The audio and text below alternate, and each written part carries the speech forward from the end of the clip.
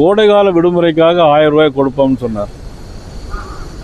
இந்த 5 வருஷத்துலேயும் எத்தனை கோடைக்காலம் வந்திருக்கு? இந்த 5 வருஷம் எத்தனை கோடைக்காலம் வந்திருக்கு? 1000 ரூபாய் கொடுத்தார்களா? இல்லை. இன்றைக்கி அண்ணன் இபிஎஸ் அவர்கள் 2000 ரூபா கொடுப்போம்னு சொன்ன பிறகு அவர்கள் 2000 ரூபா கொடுப்போம், இந்த மாதத்திற்கு 2000, அடுத்த மாதத்திற்கு 2000, ஆக கோடை காலத்தில் 1000 என்று 5000 ரூபாய் இன்னைக்கு சொல்லியிருக்கிறார். நான் கேட்குறேன், இந்த 5000 இந்த அறிவிப்போடு விட்டுருவாங்களா? ஒருவேளை வருவதற்கான வாய்ப்புகள் இல்லை.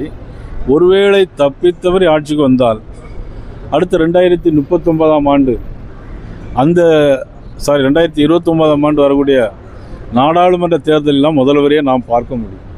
அது வரைக்கும் முதல்வரை பார்க்கலாம், பேசலாம். ஆனால் அவர் பேசிய அந்த வார்த்தைக்கு நிச்சயமாக முடிவு வராது. சொல்லது கேளுங்க, அவசரப்படாதீங்க. மத்திய அரசு சொல்லிட்டு இருக்காரு. அறிவிச்சது பூரா யாரு?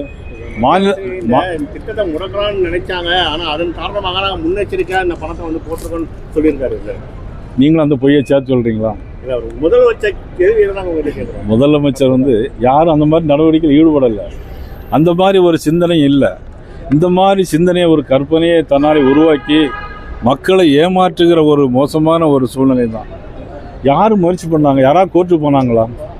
யாரும் கோர்ட்டுக்கு போகல. இவங்களாவே முன் வந்து மத்திய அரசு முடக்க நினைக்குதுன்னு சொன்னால், மத்திய அரசு கொண்டு வந்து திட்டத்தை எல்லாம் முடக்கி வைக்கிறது யார்? நம்மளுடைய முதலமைச்சர் தானே. நான் கேட்குறேன், இந்த 28,000 ரூபாயை எப்போ கொடுப்பாங்க?